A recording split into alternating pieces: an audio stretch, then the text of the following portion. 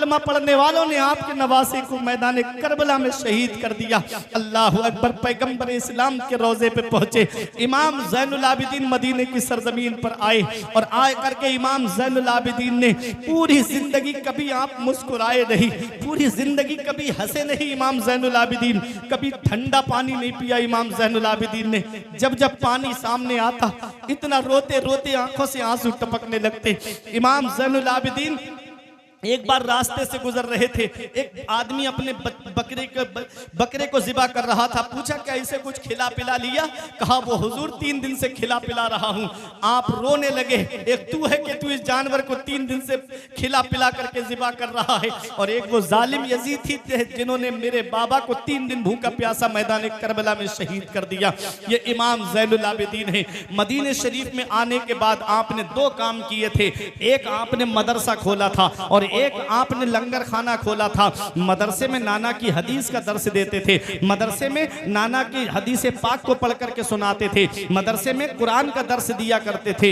लोगों मदरसों की तरफ तवज्जो दिया करो। हुसैन के बेटे ने सबसे पहला काम मदरसा किया है, मदरसा खोला था आकर के। मदरसे तुम्हारी जरूरतों का नाम है, मदरसे तुम्हारी उमंगों का नाम है। जिस दिन ये मदरसे बंद हो गए उस दिन मुसल्ले खाली रह जाएंगे, इमाम तक नसीब नहीं होंगे। जिस दिन मदरसे बंद हो गए उस दिन नमाज जनाजा पढ़ाने वाला कोई तुमको आलिम नसीब नहीं होगा। जिस दिन मदरसे बंद हो गए उस दिन खिताब सुनाने के लिए जिम्मेदार आलिम तक तुमको नसीब नहीं होगा। इसलिए जलसों को हल्का कर दो, मदरसों को मजबूत करो।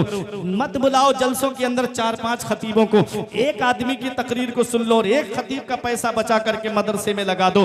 एक बच्चा भी अगर आपके पैसे से आलिम या हाफिज बन गया तो याद रखना कयामत में वो तुमको बख्शवाने के लिए काफी हो जाएगा। आज मदरसे हमने वीरान कर दिए और आज हम इधर उधर कामों में पैसे ज्यादा खर्च कर रहे हैं। हुजूर नजीब मिल्लत ने महररा शरीफ से फरमाया था, हुजूर रफीक मिल्लत का पैगाम दिल की तख्ती पे लिख के ले जाओ कि जलसे हल्के करो, मदरसे मजबूत करो। जब मदरसे मजबूत होंगे तो तुमको आलिम भी मिलेंगे, जिम्मेदार इमाम भी तुमको मिलेंगे। सुनो, दूसरा काम, आपने लंगर खाना खोला और लंगर खाना खोला, उस लंगर पर गरीब खाना खा के जाते थे, यतीम खाना खा के जाते थे, परेशान हाल आते खाना खा के जाते। एक दिन लंगर पे ऐसा आदमी आ गया जिसने इमाम हुसैन के सीने में नेजा मारा था। उधर मुख्तार तलाश कर रहा था जिन्होंने इमाम हुसैन को शहीद किया था, उन लोगों को एक भाग के मदीने में आ गया और आया भी तो इमाम हुसैन के बेटे के लंगर पे। आज हमारे बाप का कातिल हमारे सामने आ जाए, हम उसे जिंदा छोड़ेंगे?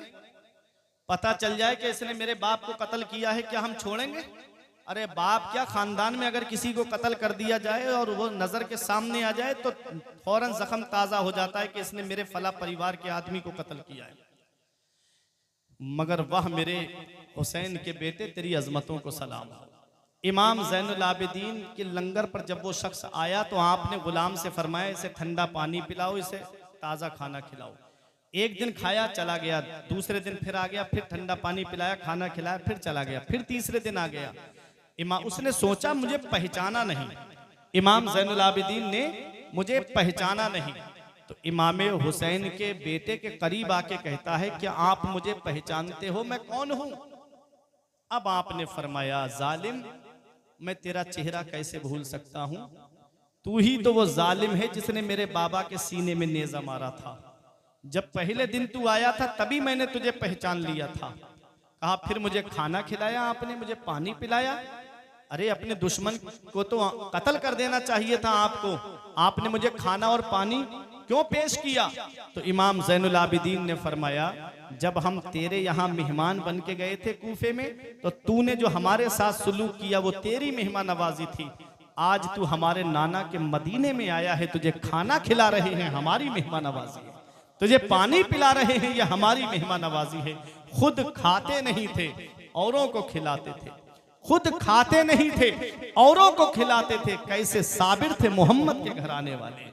खाते हैं तेरे दर का, पीते हैं तेरे दर का, पानी है तेरा पानी, दाना है तेरा दाना। ये इमाम ज़ैनुल आबिदीन है। मदीने शरीफ में तकरीबन 100 से ज्यादा परिवार ऐसे थे जिसका टोटल खर्चा इमाम ज़ैनुल आबिदीन उठाए हुए थे। पता भी नहीं चलता मदीने शरीफ में उन गरीबों को कि हमारे घर खाना कौन पहुंचाता है, हमारे घर पे राशन कौन पहुंचाता है।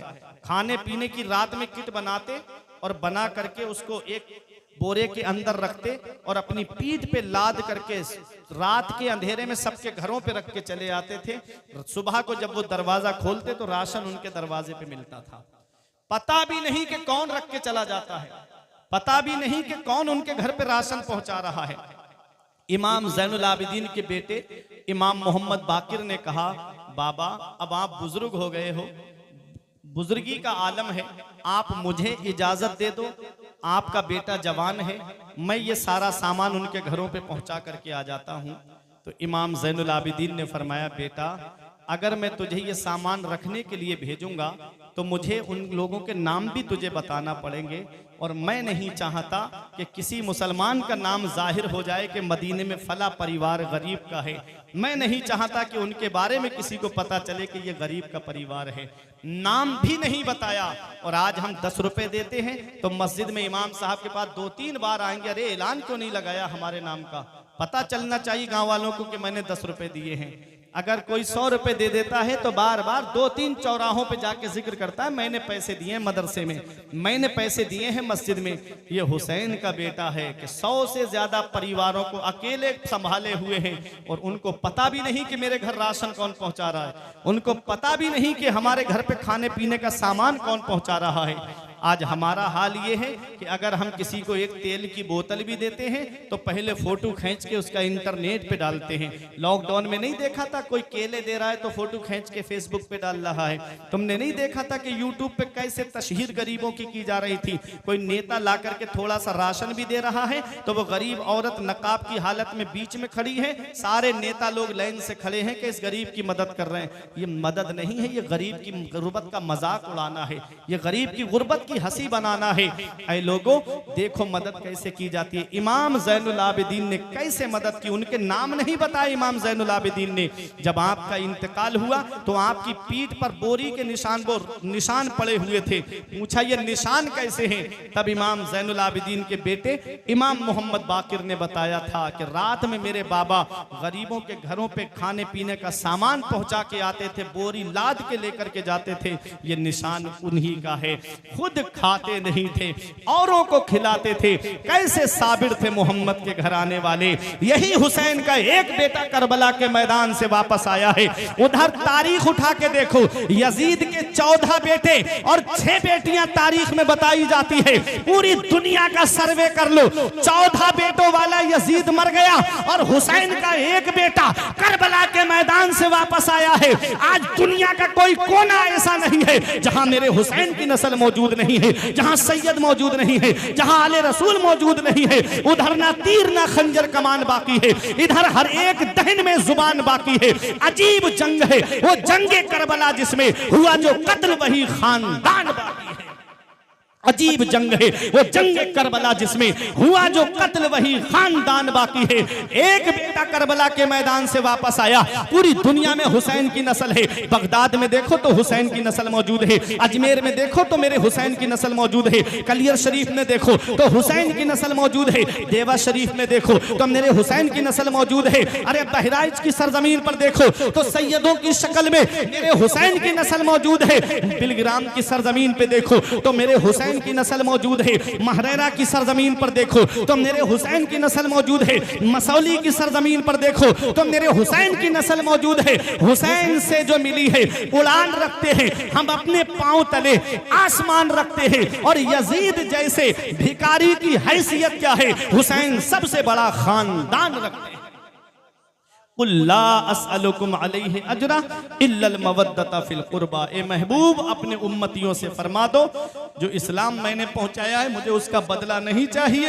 इल्लल मवद्दता फिल कुर्बा, मुझे कुछ देना चाहते हो तो मेरे अहले बैत से मोहब्बत करो, मेरे घर वालों से मोहब्बत करो, मेरे अहले बैत से प्यार करो। क्या बात रजा उस चमनिस्ताने करम की ज़हरा है कली जिसमें हुसैन और हसन फूल। परवरदिगार आलम की बारगाह में दुआ है कि मेरे